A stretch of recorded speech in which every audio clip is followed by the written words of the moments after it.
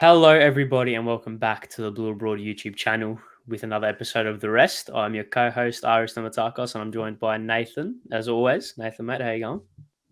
I'm not too bad. Yourself? Good. Recovered from Friday night. Heartbreaking, but it's all right. It's football. You win some, you lose some. Didn't go our way, unfortunately. Yeah, look, wasn't terrific. But I've moved on. Just Yeah, gotta moved on. That's accept that's it. the good. Yeah, that's the good thing about playing Friday night. You can have the whole weekend to just get over it, and then by Monday you're sweet. But let's not speak about Carlton today, as we never do, or sometimes do. Try not to. Let's speak about the rest of the AFL and what's been happening. Now, whilst this wasn't an eventful weekend, not a lot notable things happening. Well, not a lot of notable things happened even. There was a couple of upsets. Obviously, Essendon got over the top of Sydney, and this prompted a question in my head. Now, everyone has been banking on about the league being like really high quality because like you could have 13 wins and still finish outside of the eight or whatever, right? Now, the fact that a team like Essendon, who have been quite poor this season, can beat a team like Sydney, who have been or who were top four favourites at some stage throughout the season. Is that a good or bad thing for the league, or is it a bit of both? How do you see it? Well, it's a great thing for the league, obviously. Of course, for the league, yes. Look, I don't think it's necessarily down to like high quality. If anything, a more even slash competitive league just says there's not really a team that's standing out amongst others like we've had with Richmond. I guess you can make the argument Melbourne are that team still, and obviously we sort of go back and forth depending on form. I just think it's good watching, not necessarily high Yeah, quality. It's just good watching for the viewers, fans, anyone really who tunes into any game. yeah. I think this has been definitely the most exciting season in a long time. Partly for that reason that the league is just so even. But would you say? Well, my opinion on this is if say a Richmond from 2017, maybe 2018, when they probably were at their peak. Yeah, they didn't win the flag, but they finished top and they dominated the home and away season, right? Where would that Richmond side be? Or where would the Hawthorn team be from their three-peat era? Would they be by far and away clear of Melbourne, or would they be in that pack with Geelong and Fremantle and Brisbane? How do you see the gulf in quality? That's a hard question, and I think purely because we haven't seen enough of Melbourne yet to really Yeah, get a gauge of what, like, I guess you say, legacy they'll, hold down the line. They could literally have just won last year, and that might be it. Or they come in the next 2 years, and we might think differently. Richmond team, I still think would. Let's say you've got a peak 2018 Richmond team. I still think they would compete very good with Melbourne. I think that would you have quite a separation. yeah. I guess all those teams would be pretty even. I It's a I, very I hard think that question. Rich I think that Richmond side's probably.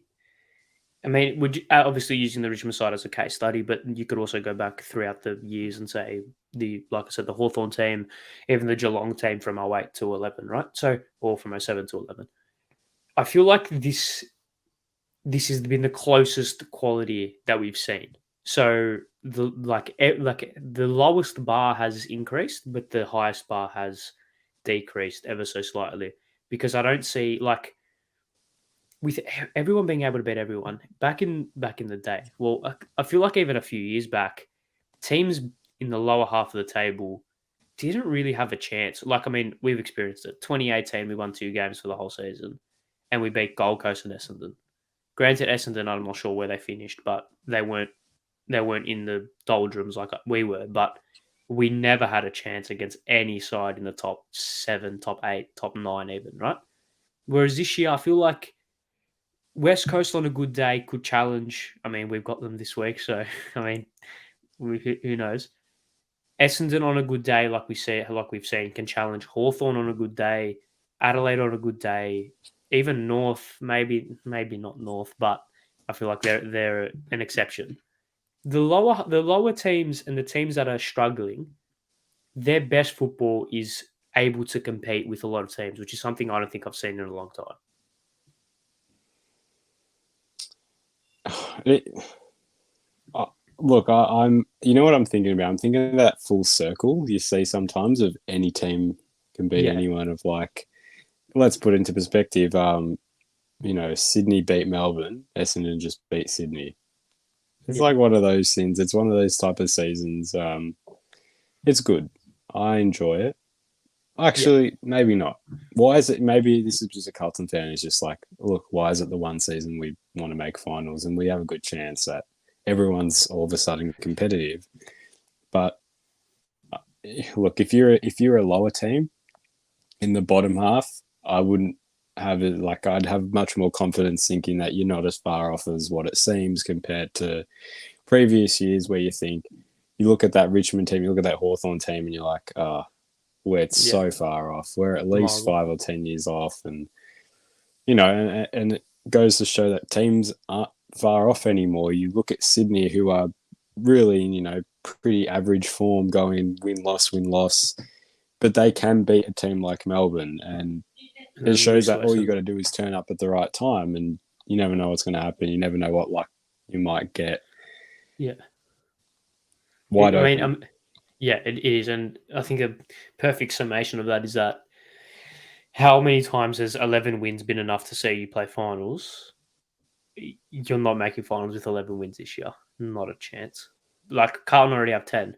And we're looking at the fixture and thinking, okay, where can we pick up a couple where we were not expected to? It's always been 11, for me in my head anyway. 11 wins, you're a chance, but percentage pending. 12 wins, you'd be very stiff to miss out. And 13 wins, you're locked away, guaranteed. Now, even with 13 wins, I feel like he's still checking behind you. He's still checking the rearview mirror, just making sure because, I mean, I think it's St Kilda currently sitting in eighth or, At the moment, they're in um, ninth, Sydney in eighth, Richmond in seventh, and they're all on 36 points separated by percentage. yeah. So currently you have the team with 9 wins finishing, well, currently eighth. I mean, if Sydney win 3 more games for the rest of the season, I don't think they're guaranteed finals. So, I mean, just put that into perspective. Carlton are 10-5. If you were told any Carlton support at the start of this year we'd be 10-5 by round 16, they'd snap your hand off and think, "Geez, we're in the top four." Like Yeah. it's a crazy season, which is good for the league. But I mean, I don't really know how to feel about it. Well, on the back of sort of ladders, and I saw this a couple of weeks of 2004 ladder, and I was just looking through the archives to see what possibly will get you. And I think this 2004 ladder is very similar to what we might encounter this year. And I won't bother telling you who was in what position, but first was 17 wins, second and third was 16, fourth was 15, fifth was 14, sixth and seven, 13, and eighth was 12. I think that's Who, what we're looking at. yeah, who missed out and how many? Or not, how many wins missed out? 11 or 12? 11, which was Freo, and they were 11-11. Well, even if they won another game, they were 2% off Essendon. So that's probably what we're looking at, where Yeah, and 15 wins guarantees your top four. yeah, yes, I do think 15 wins will guarantee you top four. I don't necessarily think was 12 wins enough in that season to get you in the eight or 13. Yeah, 12 was Essendon. They were only team with 12 wins, and that got them into eighth. Yeah, I don't say 12. I mean, I don't, the reason I say that is because in my head, I think if Carlton win 2 games for the rest of the season, we're probably not making finals. So that logic would dictate that 12 wins doesn't get you there. So are we going to see? Are we actually going to see a season where a team with 13 wins misses out?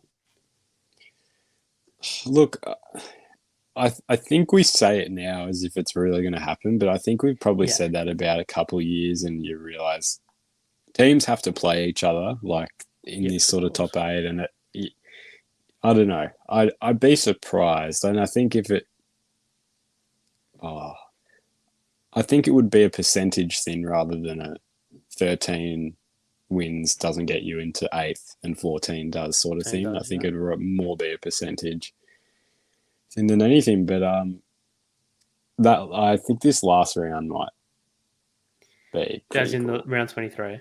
Yeah, and look, Yeah, could you imagine if it was done Premier League style, same that would be time, insane. same I day? Yeah, it's probably not feasible. Almost Would never definitely not happen. feasible. But it would add so much drama, especially considering like Carl and Colin would play each other. There's another top eight, top four, like I'll just double check it so I can get the facts right. But I know there's definitely another top eight, top four challenging two teams versing each other. Yeah, that final day. So you have Brisbane, Melbourne. So you'd think that's top four. Carlton, Collingwood, and St Kilda, Sydney. I mean, as things stand, St Kilda, Sydney will be a team. Will be like the playoff, almost like a Could play-ins, be. or like what do they have in the NBA? Uh, The Mate, play NBA is the just playing done for matches. money, but yes, you could call it play matches. Yeah. It's Would you be a proponent for that, or if that's even a no, phrase? it is the No. dumbest Okay. idea. Oh, a whole nother topic. A whole nother But time. the whole NBA concept of playing means that a team who finishes 10th and in NBA top eight from each conference make a final. So a team who finishes 10th could, in theory, make the playoffs and win the championship. And that if Yeah. you put that into finals scene and said, okay, seventh and eighth playoff and ninth and 10th could win a premiership. So in theory, a team, well, I don't know, it's a close this season, but Well, Gold Coast would be a good, or Port it would Adelaide. be a good example. But usually NBA, it's not as close. So the team who's in Yeah. 10th has quite a poor record, whereas here it's not as bad, but Yeah, yeah. would I never mean, would never work. the NBA, I love that with the draft lottery and well, yeah. Speaking of very slight tangent, draft lottery in the AFL. Draft Yes or no? lottery. Um, It stop tanking. That's a it, one way to stop tanking. yeah, it would. Um, And I, just I quickly, if considering the way that especially like Northwest Coast, Northwest Coast, Essendon, Adelaide, Hawthorn don't really have anything to play for in this back end of the season, so they're probably gonna tank very loosely, of course. But it would also, if there was a draft lottery, it would allow for more evenness around the competition because teams would still want to win. That still have an incentive to win, rather than just putting the towel in. That's just a thought. look, yeah, I can see pros and cons, but I think the thing with like AFL in terms of like under 18s, there's not as many pathways to the AFL as like the basketball scene is in America, where you can play college, you can go through Europe, you can even come through Australia, all these different things where you can play against different types of players. Whereas, like the juniors here, especially in Victoria, they're playing under 18 football. They don't really get a chance against men. So you've only got an indication of how good they are against their own age most of the time. Sometimes they get brought up to Same. VFL. The only good thing, I guess, the South Australian guys, Waffle under 18s actually can play in the Waffle. So I think those guys you get a better indication of. But I just don't think it would be fair at AFL level compared to NBA level, where you have a very good indication of how good a player will be before they step foot in an Yeah. NBA jersey or a court. So Well, there you go. You watch more basketball than I do, so I'll take your word for it. I think this kind of will segue onto our next topic, which is kind of in the same realms as what we are talking about ladders and about finals positionings and whatever. But let's move on to our power rankings. Now, I know power rankings aren't the most favorited or the most favorable thing amongst AFL, the public, because it's like, oh, just look at the actual ladder. But it's a good, fun game to play. So, Nathan, I want you to start us off with give us your eight. Give us your 8 to 6. So give us your 8, 7, 6 of your eight power to rankings. six. Okay. Look, so we spoke about this and we said off current form. Off current Um, form, yes.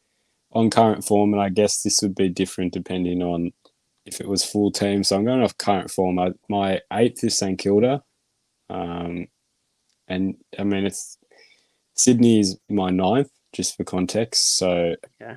I think St Kilda can beat. This is the hard thing about current form, where they've sort of had a really bad patch, but they've shown St Kilda that they can beat higher teams, and Sydney have as well. But they also show that they're quite. Oh, this is really hard because both teams are very similar, and I'd probably Yeah. put them equal weight, where they can beat teams above them, but also teams below them can easily turn up and beat them on any given day. So they've both gone 5-5 in their last 10. it's very even. I guess Sydney did beat Saints the other week, so it is maybe a bit stiff to put St Kilda above of Sydney, but really it's sort of an equal 8th in. I just think St Kilda. I don't know. I think over on any given day, I'd back St Kilda to turn up than the Sydney. 7th, Collingwood. Interesting. 6 in a row. Okay. And so you've got them one place below where they actually are on the ladder. I do. And my 6 is Richmond, and maybe hypocritical because Richmond beat Collingwood, and I've put St Kilda above Sydney when Sydney beat St Kilda. But I just think Richmond's brand sort of can show they really can beat genuinely anyone, whereas I think Collingwood's, and it's tough. They've won 6 in a row. They beat us. They beat Melbourne. They beat Freo. So Collingwood have also shown they've got the ability to really turn up in big games. They love big games, Collingwood. I think they really thrive in that environment. Yeah. But I think Richmond's experience at the moment is showing that they can take quite a big step, come finals. So I'll give my 8 to 6. I've gone with Sydney in 8th. So I've taken your logic a little bit in terms of Sydney and St Kilda, obviously very close. But I do have Sydney just above. I just feel like I think their best is better than St Kilda's best. That's my logic around that. And I feel like Sydney are more, maybe not a more threat to finals teams. I think if they were in the finals, especially at the SCG, teams would be a little bit cautious about them. Now, 7th, maybe unpopular,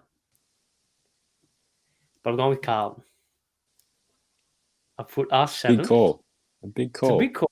It is a big call because, listen, we have the second worst form in the last 10 games in the top 8 with 6 and 4.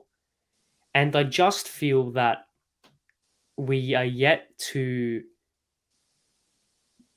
win those games that are 8-pointers. I say that with a grain of salt because we beat Sydney, but we lost to St Kilda, we lost to Richmond, and we lost to Collingwood. Granted, we did beat Fremantle as well, but those 3 games, teams around us, teams even below us, that we really could have and potentially should have beaten to just bridge us, like build a bridge between us and make us into a team that is a serious contender. However, if we had won on the weekend, it would have been a completely different story. So take that with a grain of salt a little bit. Now, 6th even, gone Richmond. I feel like if you just shuffle it down, I think Richmond are potentially one of the most scary teams to play finals in a long time. I think you don't want to verse them in the slightest. And it is one of those things where, and I think I've said this about 10 times on this show before, Richmond could finish 8th and scrape in on 0.1%, and they're the third favourite for finals, or third favourite to win the granny at the minimum, because they thrive. They're a bit like how you said with Collingwood, Richmond thrive in big games. They just have this aura about them in finals. Dusty, I mean, he's currently injured, but he'll be back for finals. It's that aura around them that I just am fearful of ever so slightly. But yeah, Sydney, Carlton, Richmond. You've gone St Kilda, Collingwood, Richmond. Yes. Okay. Now we'll go 5th. We'll go 5th, and we'll leave the top 4.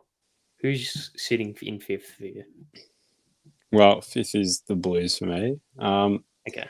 And the more I hear you talk about it, I maybe want to revise mine. I guess I sort of forget past form, but I think it goes back to that last statement you said of if we'd won one of those two games, you'd probably change it. But I think, given the context that we've had I'd say quite a lot of injuries, like heaps of injuries, Yeah, that we have have no defense. affected Yeah. the way we've played. And I don't look at any of those games we've lost, Collingwood, St Kilda, Richmond. I don't look at them and think, geez, we were completely outplayed. Maybe Richmond. Richmond was one we came back, but we Yeah. got pretty, we Yeah, got they established pumped really. themselves. Yeah. Yeah.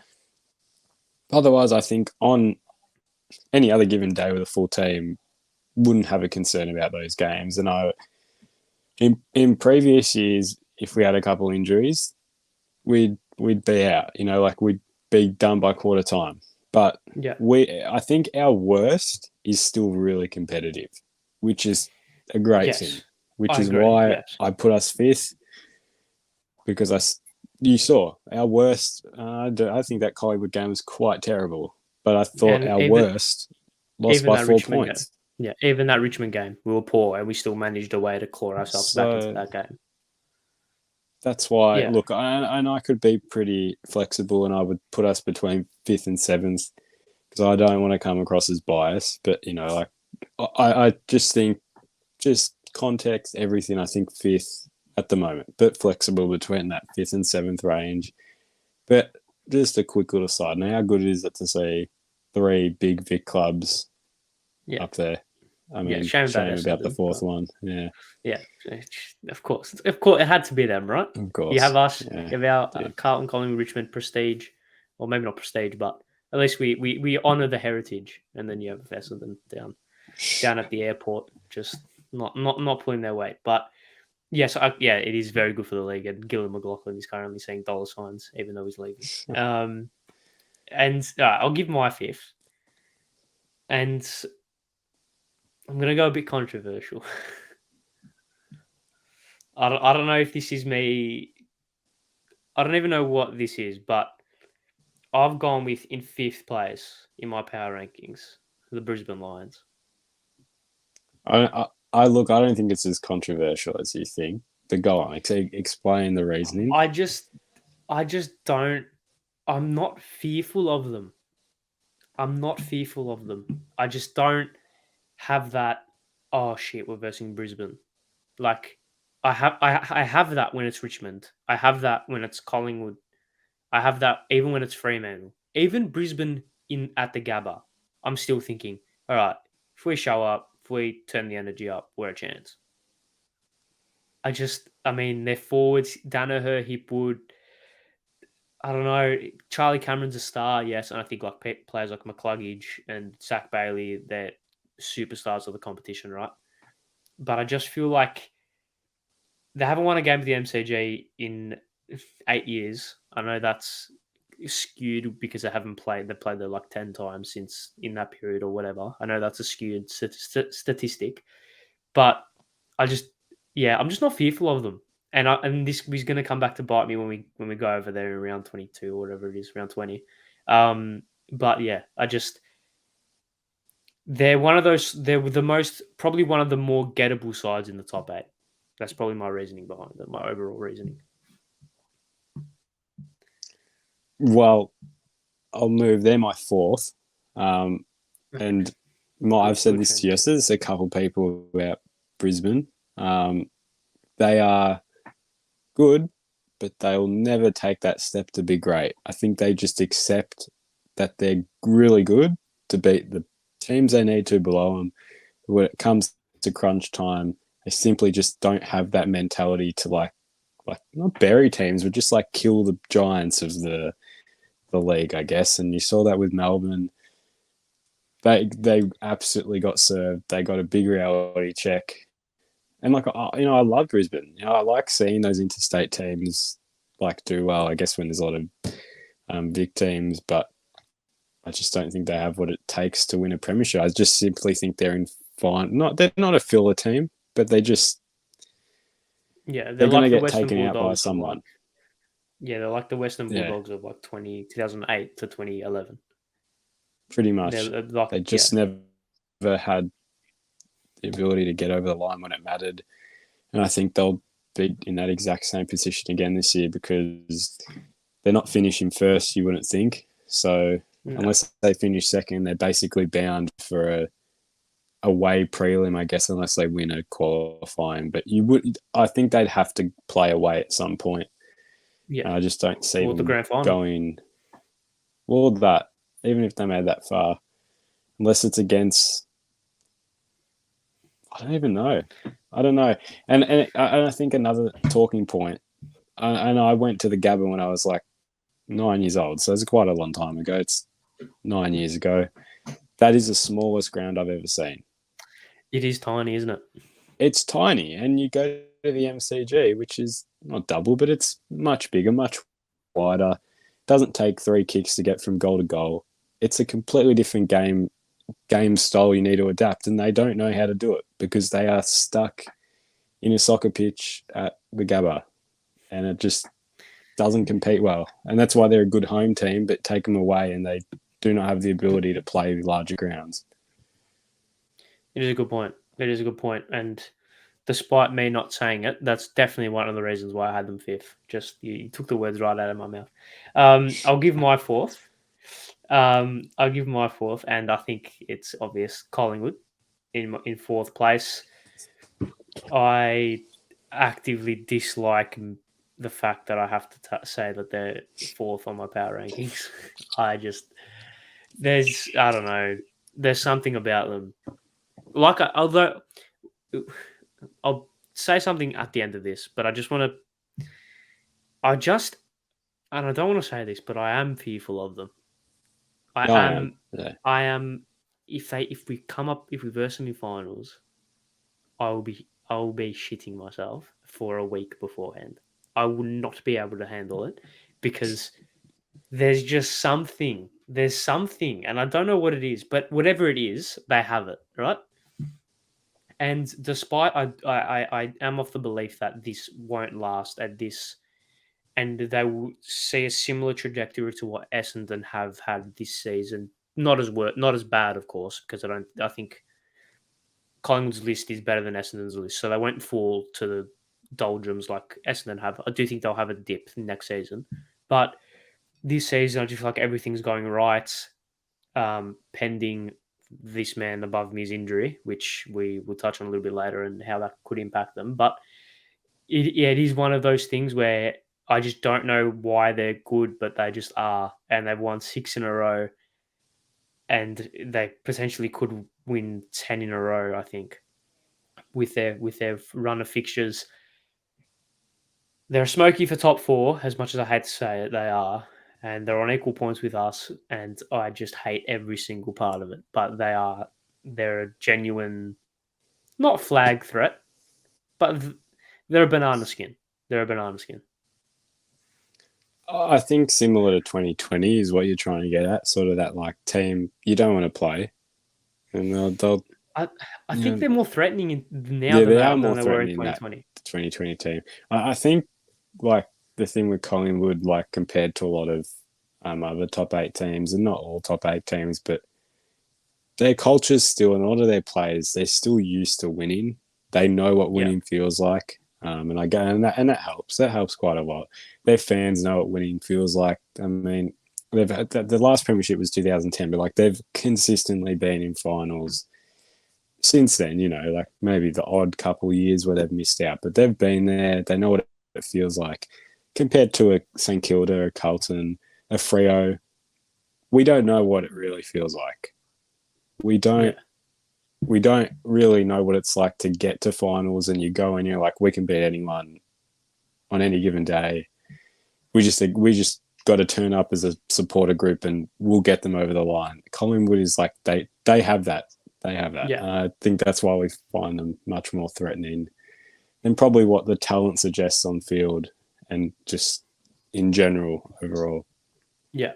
All right. Now we'll go. We'll do one by one. Who is in your third position? Freo for me, and simply goes down to just team. Them as a team, I think they have the best side by side with Melbourne, the best team style, the best like they're not worried on how individuals play. Freo can win a game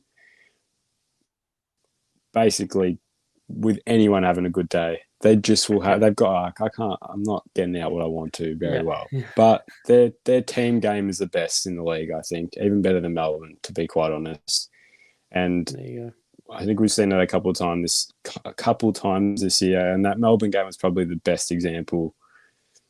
They work together very well.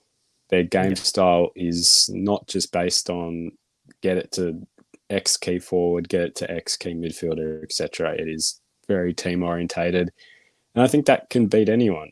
And that's why I Yeah, think they'll actually go pretty well in finals, especially in Perth. I don't think they're going to get beaten in Perth. yeah, That's the way I see it. yeah. I have them in third as well, and I echo most of your thoughts.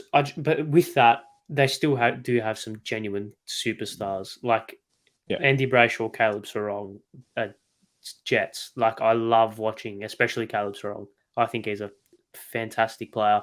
You know, like Hayden Young. You look at these other players, Frederick.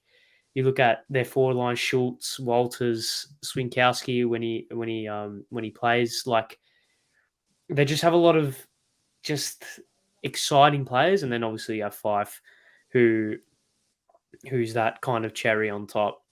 They're somehow managing to get by with Taberner and Lob, which I mean, fair dues to them because they're not exactly the premium of key forwards.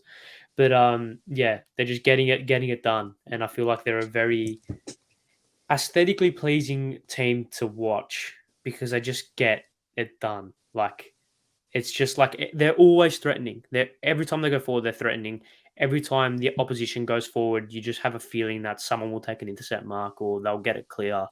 Yeah, I just feel I really like the way that they play, and like I agree with you. If they won't get beaten in Perth, especially in finals, so it's just about the luck of their draw. If they can sneak a home prelim, that would be unbelievable for them. I mean, sneak a home elimination, sneak a home qualifying, and then anything can happen from there, right? So yeah, they're going to go deep in September, and another team that you definitely don't want to verse. yeah. I mean, I guess the contrary you can say, and especially they're playing St Kilda this week at Marvel.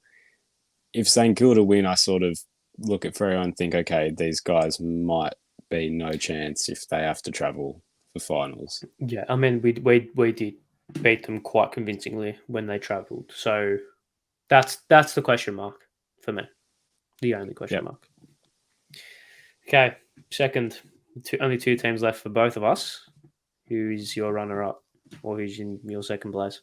I'm pretty sure we're exactly on the same page. Geelong for me. Okay. Look, personally, I've never been a massive Yeah. fan of Geelong.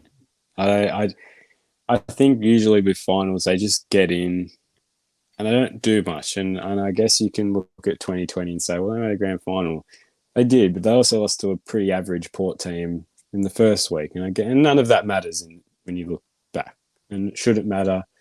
But I'm one of those that just like, Yeah.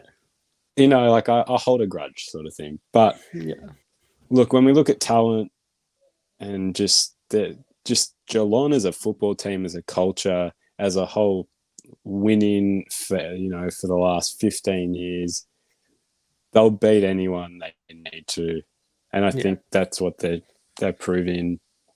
However, I do think their game plan is also very beatable, especially wider grounds like the MCG, because GMHBA is, well, I call it a soccer pitch because I think it's the non-camera side is just a straight line for most of it. So I don't know how it even classifies as an AFL ground at sometimes.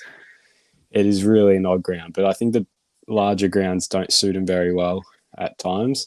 I think they've adapted to it better. This year they beat Richmond MCG. I do actually give them credit. They've adapted. Previous years they wouldn't do as well, but Geelong, yeah, they'd sit second because overall as a football club, Yeah. they just prove time and time again you can never count them out as much as people Yeah. want to, but they'll be there and whoever plays them will have quite a tough time.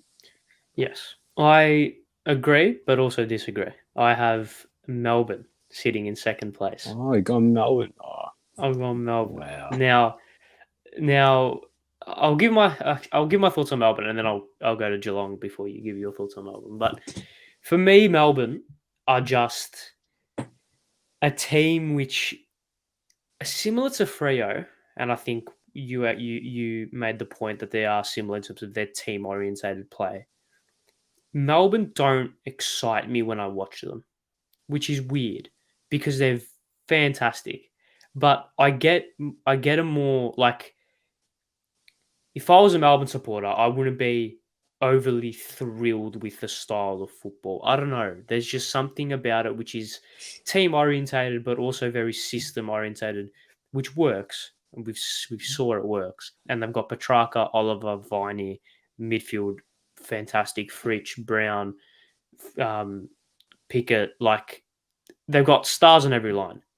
There's just something about them which just doesn't excite me, but in the same vein, they are fantastic. They're very good, and they now know what it takes to win a flag. So they're going to be even more threatening than what they were last year, despite them potentially being a better side last year. They will be more threatening in finals this year. With Geelong, I just think on form and as things stand, they're the best team in the comp as things currently stand. When Jeremy Cameron's kicking 4 goals and having 30 touches, I mean, they've taken one of the best key forwards in the modern, in my time, in terms of the key forwards that I've grown up watching. They've taken him and turned him into a midfielder that's kicking 4 a week. Like, that's just phenomenal. Tom Hawkins is playing some of the best footy of his career. And even without Dangerfield for the best part of this last month, they've gotten the job done quite convincingly.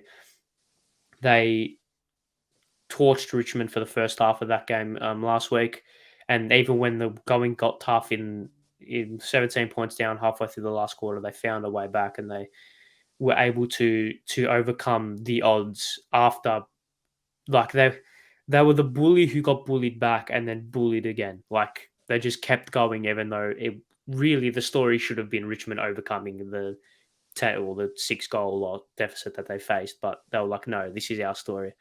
They found the gem in Tyson Stengel, like players like Zach Tui and Isaac Smith who have been around. They're just still getting it done.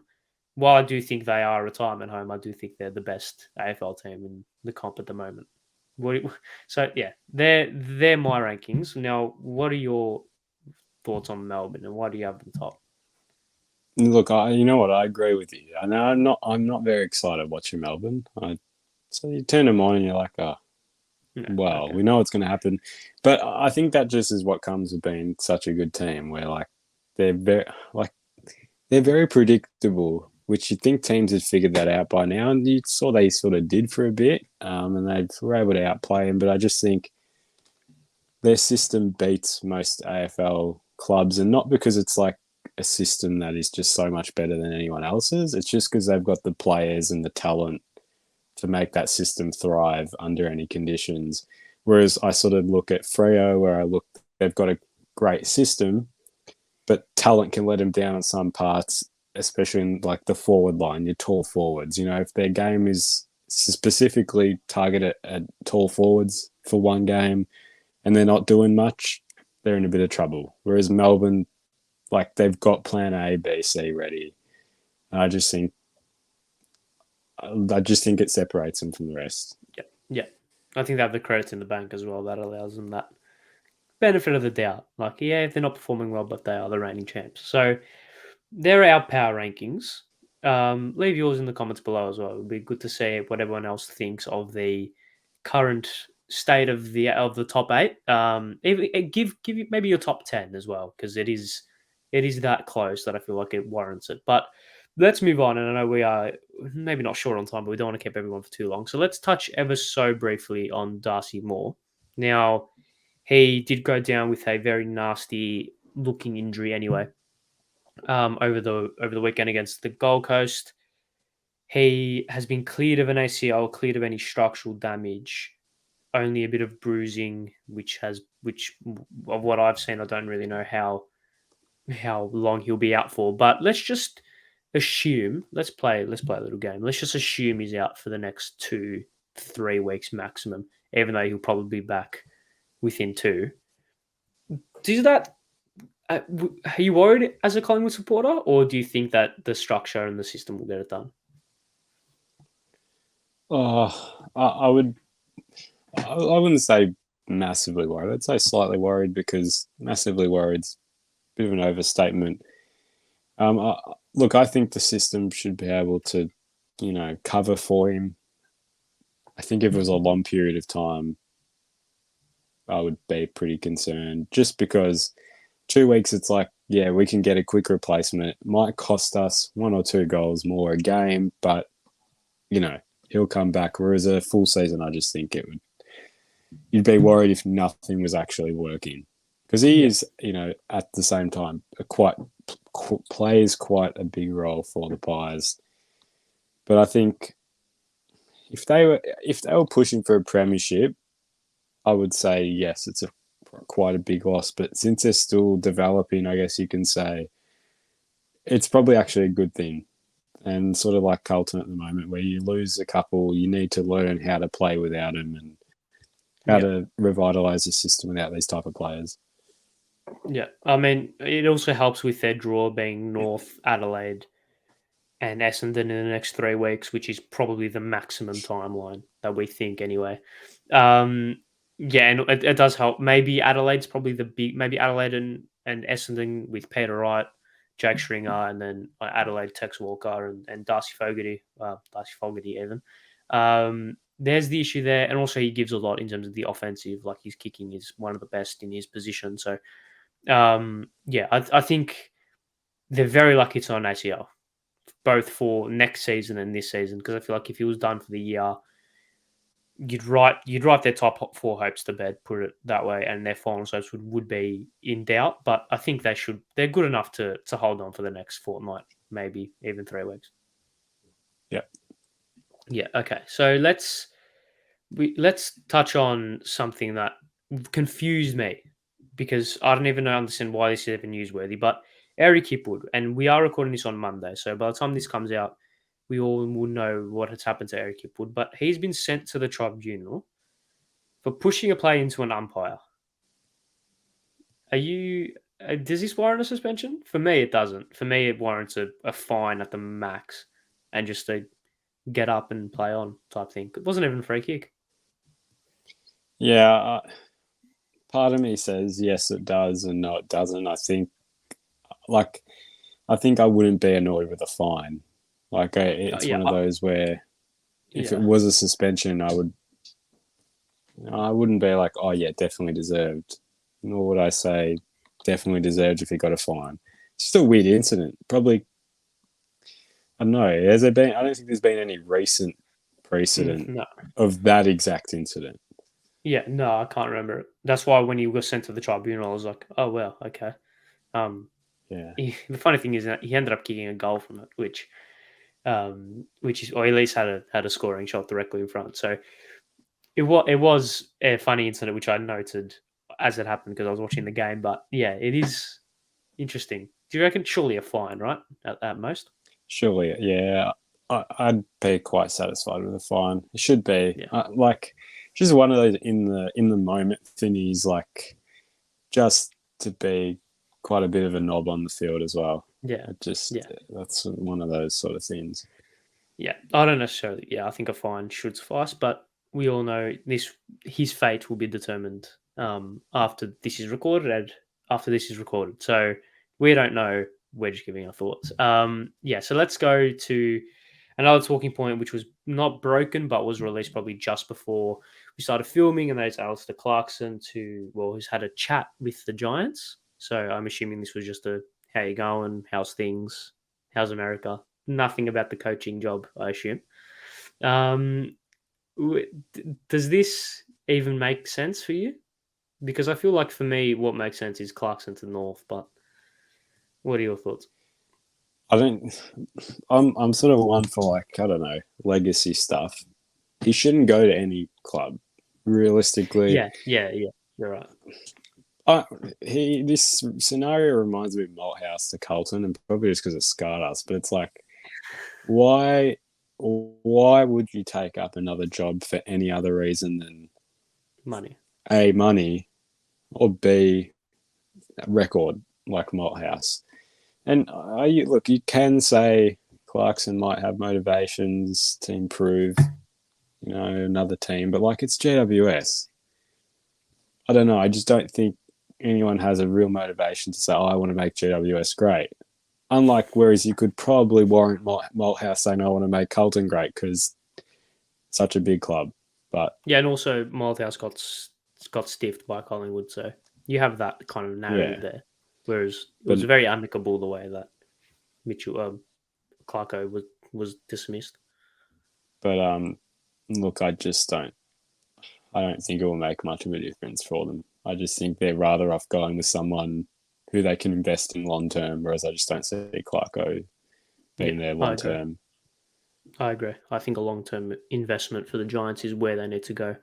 Just their list profile and their player profile. I feel like they've had Cameron for a long time. That list has had Cameron, and they got to a granny and they choked. Yeah, but they got there. So I feel like that kind of person works. That long term that can build with them, that works. I feel like that's probably the thing that the type of coach that they should go after. Now, another news story that broke just before we started filming, although not really newsworthy, just kind of more gossip, is Dustin Martin is a very high chance of leaving um, the Richmond Tigers. That's probably the first time they've been referred to as that. Yeah, non-story or story that we all knew, or the best kept or the worst kept secret in football. We all know that this is inevitable, no?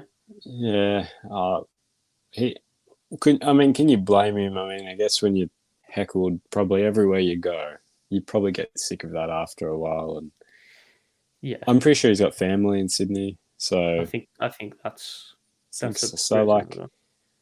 it's not like he's at the peak of his career anymore, even though he's still one of the best players with Yeah. off his peak. I don't know. He's gonna Richmond will get something good for him anyway. You'd Oh expect. yeah, 100%. So it's one of And those just let it's it probably happen things. yeah. I mean, there's a good way to look at things. It's like if Richmond win it, it's kind of like a good goodbye. Like they send him off into the Yeah. sunset. And even if they don't win it, it's like, all right, let's cash in now when there's still value for him. Let's rebuild, let's refresh, let's go again with a new list, with a new star to build around. Maybe someone like a Shea Bolton, right? They built their team around Dusty, won 3 flags, build their team around Bolton or someone like that, and then rebuild from there.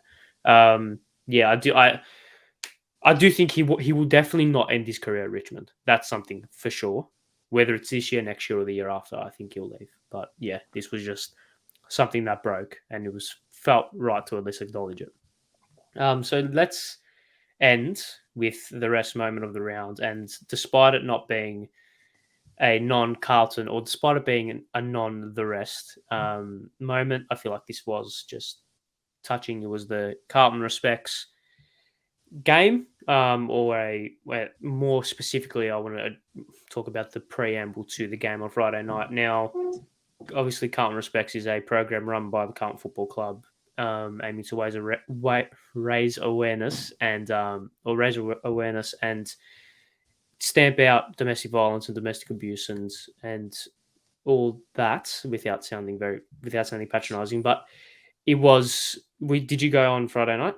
No, I was No. just watching on TV. Yeah, at the ground, it was a very moving ceremony pre-game. It did a lot to shed light on what has been on what's an ongoing issue that needs to be stamped out.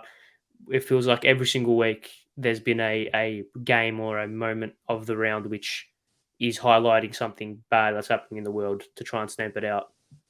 We said it last week, said it the week before.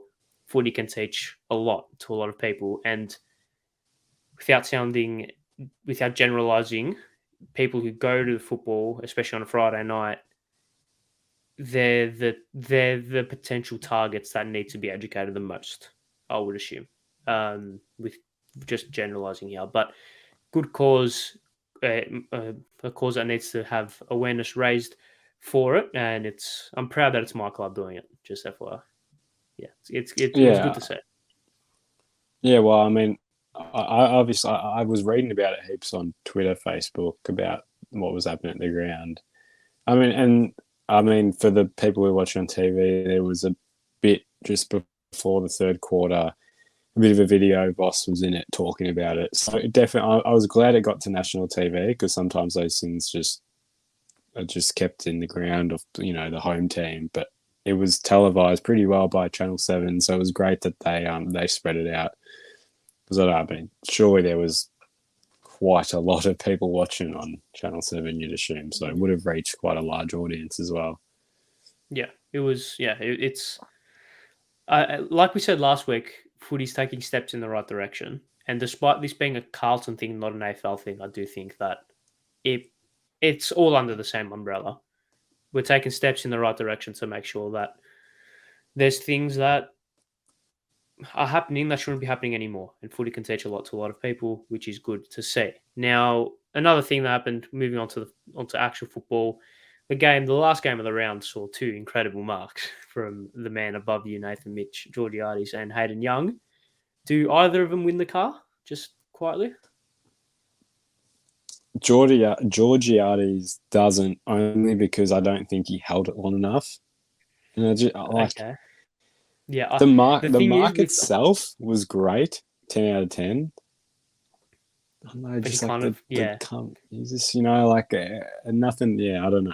I just was like, and oh, also something that neither of them did, or I don't think, is that they didn't get that lift. So they both got high, but they didn't get that lift on the shoulders. They didn't like propel themselves, which makes, I think it was I can't remember what mark of the year it was, but where they just sit on the shoulders and then they propel themselves up. That's what makes it. But it was good to see. We haven't. Who would be mark of the year right now? I cannot remember. Nor even no, I goal of the can't year. I can't remember remember. either. I can't. I can't remember goal of the I year cannot either. remember Maybe anything. Ed Langdon against Essendon, goal of the year. I think. Do you remember Yeah, that that was a from the pretty pocket? good. Yeah, that was a Yeah. pretty crazy goal. All right. Out of Well, I guess we'll nowhere. have to wait and see. Yeah, we'll have to wait and see for that. But Nathan, just touching on under an hour. Nathan, thank you very much for joining me. Thank you all very much for watching. Leave your thoughts in the comment section below, and see you guys next time. Goodbye.